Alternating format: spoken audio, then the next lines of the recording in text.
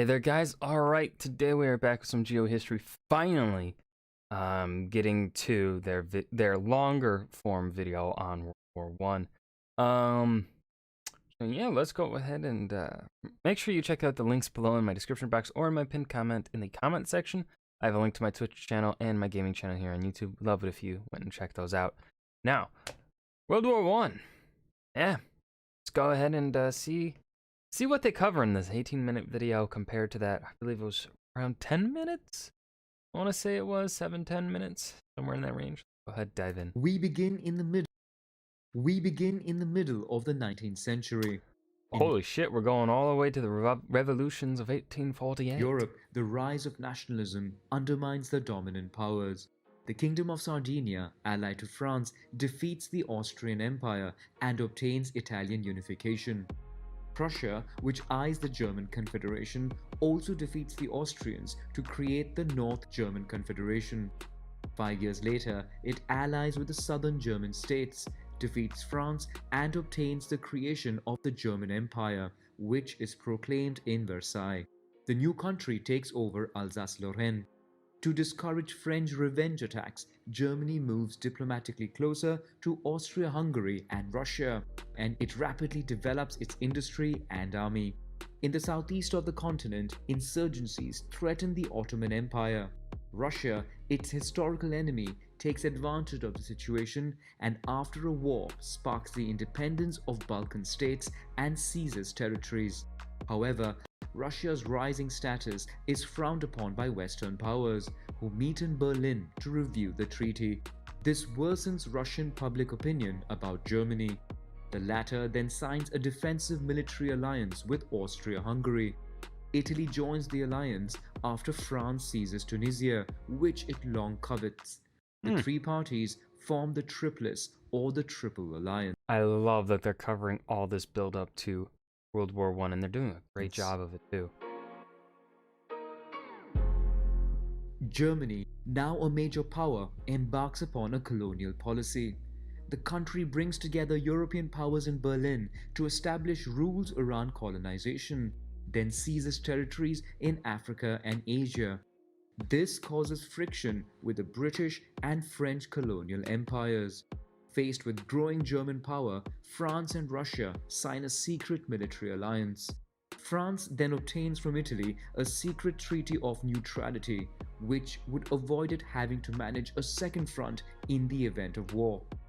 The United Kingdom also feels threatened by Germany's rise, especially by its military fleet, which can compete with its own Royal Navy. Moreover, I mean, I wouldn't necessarily say that it can compete. Oh, it's very weird. I'm trying to remember it right. Berlin essentially started building up not a larger sized fleet, but they started building more of the big like battleship kind of fleets. They were more worried, not necessarily in number, but more about getting more big ships over the British, whereas the British kind of just had a general larger navy, and they had some.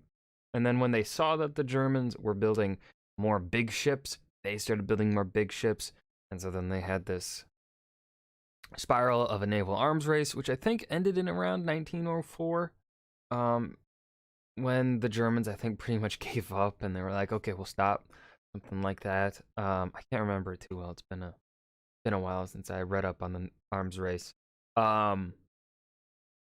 But yeah, the German fleet was a bit of a threat, but I think sometimes it gets a bit over exaggerated how much of a threat it was. They could have gotten lucky and, of course, won and defeated the British Navy, but yeah, the German Navy, I think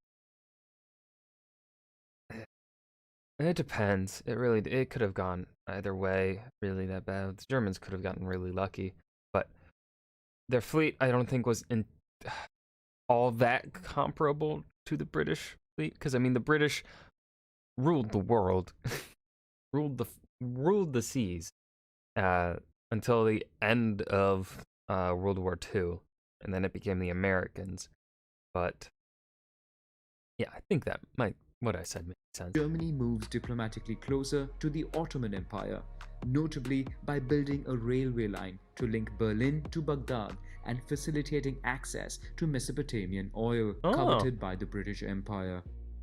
France, the United I have never heard about the Berlin-Baghdad Railroad. Kingdom and Russia Well, it then was never signed taught in my classes.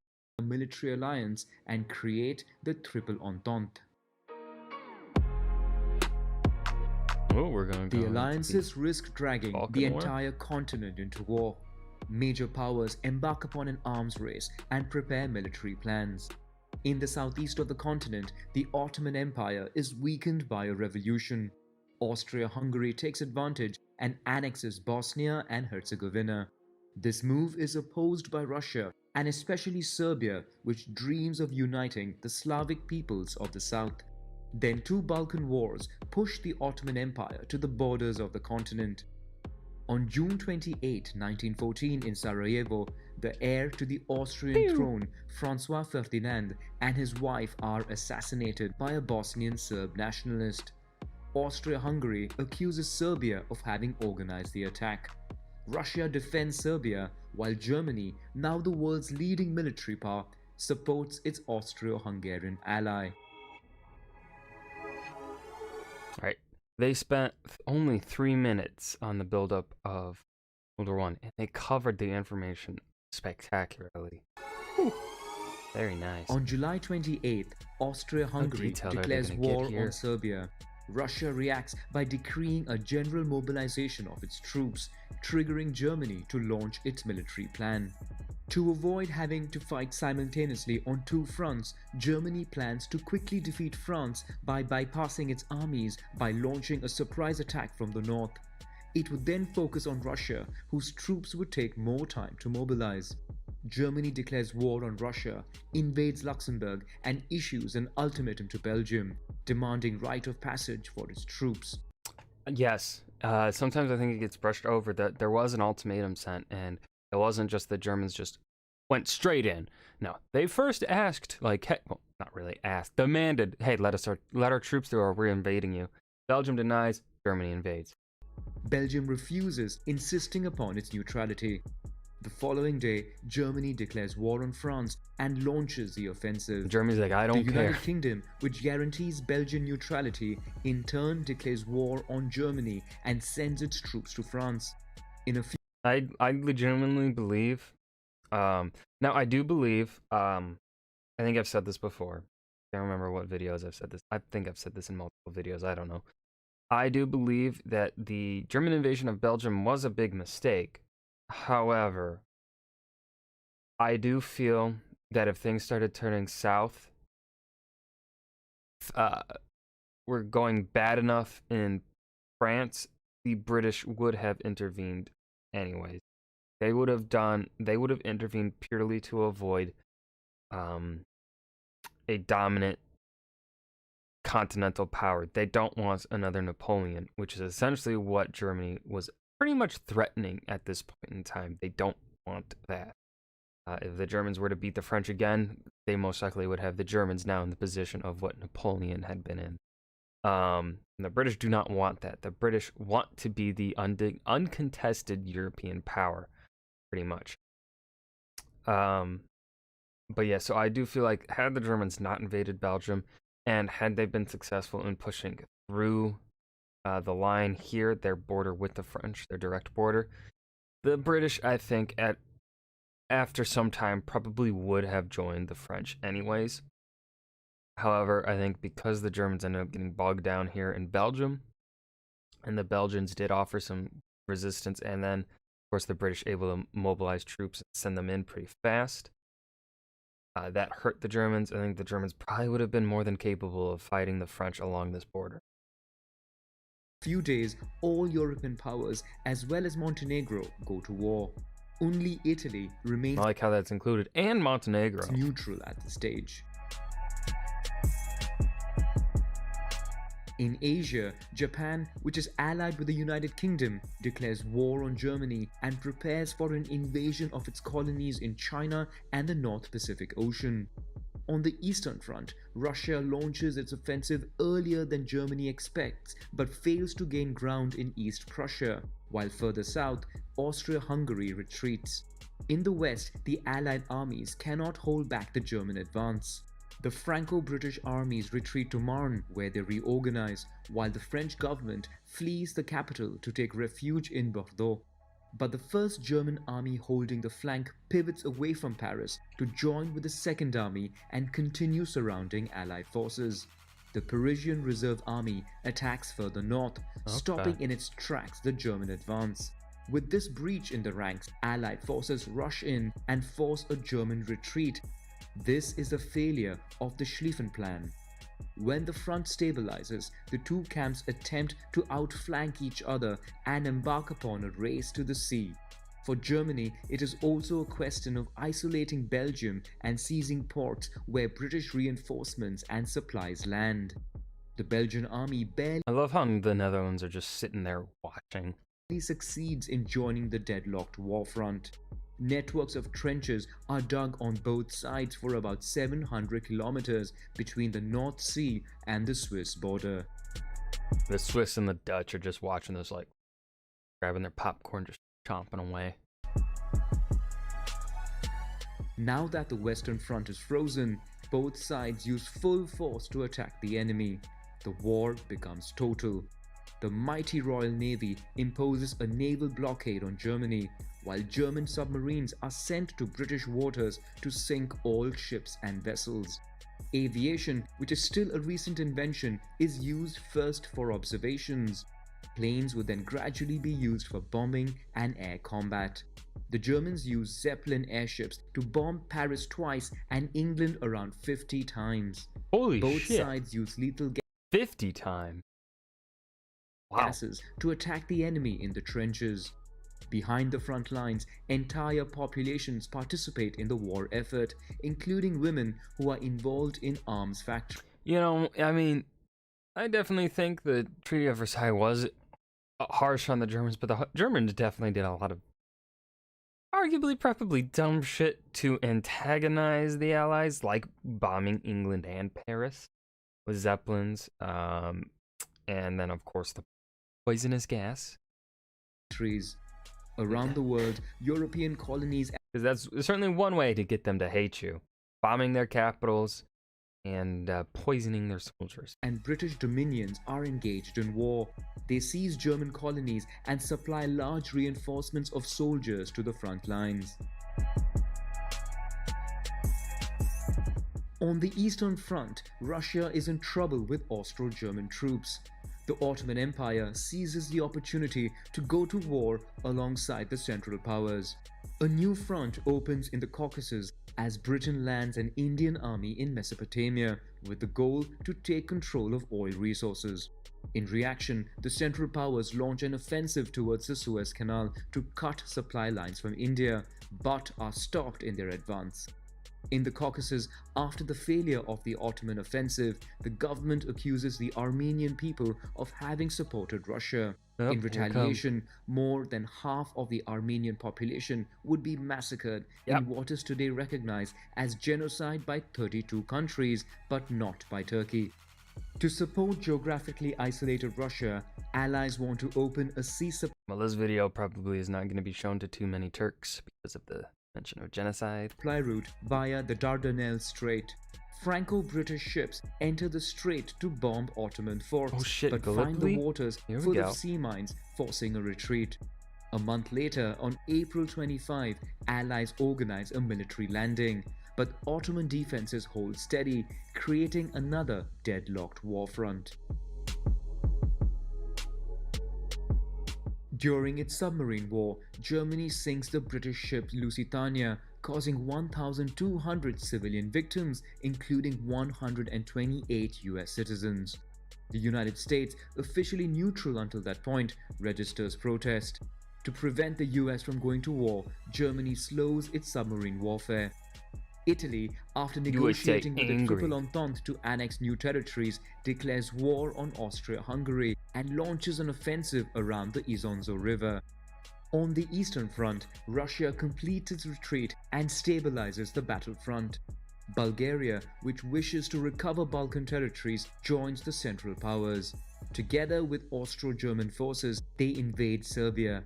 In reaction, the Allies violate the neutrality of Greece by using Salonika to land reinforcements coming from fronts such as the Dardanelles, where Ottoman victory is complete. But it is too late for the overwhelmed Serbian army that flees via Albania. Troops are landed on the island of Corfu, from where they will be gradually brought back to the Macedonian front. On the Western Front, Germany launches a massive offensive in Verdun. The German artillery pounds French trenches, which resists as best they can. In the south of the continent, Portugal, allied with the United Kingdom, confiscates German ships in its ports. In response, Germany declares war on Portugal, who then sends troops to France and to its colonies in Africa. Dude, Portugal was never mentioned as having joined the war. Never in none of my classes have I. Where Wow. only German East Africa still resists the Allied offensives. In Mesopotamia, the United Kingdom, after losing its besieged army in Kut, seeks support in the region. It secretly negotiates with France the partition of Ottoman territories at the end of the war. The two powers then support an Arab nationalist revolt which starts in Mecca by promising them independence. That In they the won't North ever Sea, get. German and British fleets face off in one of the largest naval battles in history. Despite heavy losses on the British side, the Germans, small in number, during the night take refuge in their port. While the Battle of Verdun is still on. And that is, I believe that's the last time those ships will set sail. I don't think they'd ever leave that port. Or at least they'll leave the port but never engage the British again Ongoing, after the Battle and of Jutland. Italy is under pressure from Austria-Hungary. Russia attempts to relieve its allies by launching a massive offensive that succeeds in piercing through opposition defenses. In the west, another great offensive is launched along the Somme, Battle of with the Britain Somme, here we go. spearheading the attack. They would use tanks for the first time, but to no avail. While Romania joins the Entente, the Brusilov offensive in the east and the battles of the Somme and Verdun all end, having caused tremendous casualties on both sides. Troops are exhausted and demoralized. In Germany, the war effort and the Allied trade embargo prevent the country from getting enough food, causing widespread famine. Western powers, on the other hand, can count on a supply of resources via the Atlantic, mainly from the United States, towards whom And they here are now comes in debt. increased In U-boat response, war. Germany Bam. relaunches unrestricted submarine Yep. warfare with the objectives of sinking all commercial and military ships. In addition, Germany sends a telegram to Mexico offering an alliance against the United States. The message is intercepted by Britain and transmitted to the United States, which Here's the thing, Mexico by 1917, they were still reeling from, I think, the Civil War that they were having. They were not in a position to fight any war in 1917, let alone against the USA. Like, maybe if your enemy was Honduras, Mexico would join in, they'd be strong enough to do that. But now, the state of Mexico in 1917, no. which then prepares They were to having go rough to times. war. In Russia, the war effort exhausts the population, who revolt and cause the Tsar to abdicate. A provisional government is put into place which chooses to continue the war. A The big United mistake. States That provisional government could have possibly prevented the communist uprising, or at the very least perhaps could have strengthened their position in order to have more public support, and then they could have beaten the communist revolution when it came. But no, they decided to continue the war like idiots. in turn declares war on Germany, but it would take several months for the first troops to join the front lines. Greece, which is under pressure from the Allies, joins the Entente. In both camps, exhausted soldiers Greece got gypped in that war. They were pretty much forced into it against their will, begin mutinies. like Belgium. On the Isonzo front, 11 similar Italian offensives yield little result at the cost of many lives, further affecting troop morale. Austro-German troops counterattack and push back the front line. At the gates of Gaza after a victory, British armies prepare to enter Palestine. To gain the support of the Jewish community, British Prime Minister Arthur Balfour publishes a statement addressing Lord Rothschild, a leader of the British Zionist Federation, promising a state for the Jewish people in Palestine. That he won't give them until the end of World War II. In Russia, the Bolsheviks organize a Britain. second revolution and seize power. They sign an armistice with Germany, but after the breakdown of negotiations, war resumes. Austro-German forces put the Russian army out of action, forcing the country Holy to shit. accept a peace treaty They pushed far. and recognize the independence of new states. Russia then sees the start of a civil war. With Russia out of the game, Germany concentrates on the Western Front to win before US troops grow in strength. A large-scale offensive is launched lasting 4 months, and German troops push their way to Marne again. But a powerful Allied counter-offensive forces German troops to retreat. In parallel, the Allies launch an offensive on the Macedonian front, which quickly forces Bulgaria to sign an armistice. The Ottoman Empire finds itself isolated, while Arab-British forces reach Damascus as the French land in Beirut. Austria-Hungary retreats to the Balkans and to Italy. The empire is also weakened by minority separatists who proclaim their independence. The Ottoman Empire, followed by Austria-Hungary, sign an armistice with the Entente. In Germany, sailors refuse to fight the Royal Navy and start a mutiny, which turns into a popular revolt. The Kaiser is forced to abdicate, and Germany's So that's where the revolt against the Kaiser began in Kiel. new government Well, you requests know. an armistice, which is signed Nice. on November 11, 1918. Over a period of 6 months, victors of the war meet in Paris to draw up peace treaties without inviting Bolshevik Russia, who signed a separate peace treaty with Germany. The United States proposes a peace plan which includes the creation of the League of Nations. The United Kingdom, and especially France, whose northern territory is devastated, want to weaken Germany and make it pay heavy reparations. June 28, 1919 proves to be a symbolic date because 5 years after the assassinations at Sarajevo, a peace treaty is signed between Germany and the Allies at Versailles in the same room where the German Empire had been proclaimed in 1871. The measures imposed on Germany are severe. The country loses 20% of its territory and Oof. 10% of its population, mainly 10%? Wow. to the benefit of Poland, which is recreated and which obtains access to the sea. Germany is cut in two, while the Saar region, rich in coal, is brought under international control for 15 years. German colonies are carved up among the victors. The country's army is severely dismantled. Finally, Germany and its allies are considered solely responsible for war damages and must pay all reparations. The treaty is considered a humiliation by the German people. Austria-Hungary is completely dismantled. Czechoslovakia and the Kingdom of the Serbs, Croats and Slovens are created. Italy feels aggrieved as it does not obtain all the territories it was promised. Austria, which is entirely German-speaking, is denied the right to be attached to Germany. The Ottoman Empire is also dismembered during the Treaty of Sèvres. The UK struggles to keep its word, having promised land to the French, the Zionist Jews, and independence to the Arabs. The Turks refuse Britain the made a treaty and oopsie. take up arms again. They gain some territories, then sign in Lausanne a treaty fixing the new borders of Turkey. Consequences. World War II. The First World War, or the so-called Great War, was then the deadliest ever, with just under 18 million dead, including 8 million civilians. The weakened population was then hit hard by the deadly Spanish flu pandemic. Economically, European powers And the Spanish flu, I believe, went on to kill around 55 million. find themselves heavily indebted to the benefit of neutral countries and the United States, which strengthens its status as a leading economic power. Russia becomes the USSR. a country exhausted by war and frustrated by the loss of many European territories. In Palestine, tensions mount between Arabs and the Zionist Jews who migrate there.